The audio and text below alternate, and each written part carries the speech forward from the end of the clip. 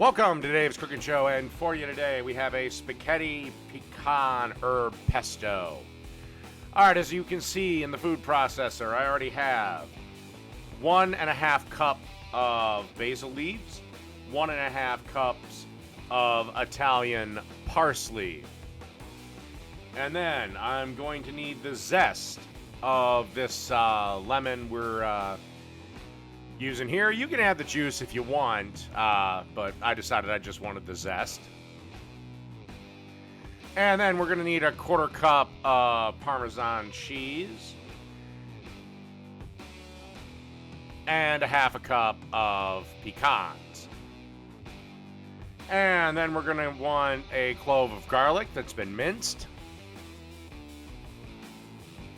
And then pop the top on and start turn the food processor on. And while this is processing, you want to drizzle in a 1/2 cup of olive oil. And that pretty much wraps up our pesto sauce.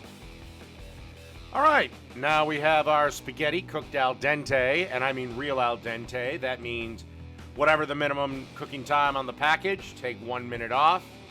Now we're going to add our pesto sauce.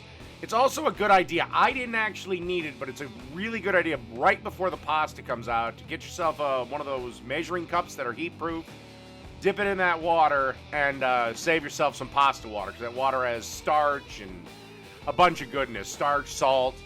So, and it's a great way, if you need to thin this out, to actually thin it out and help it coat the noodles.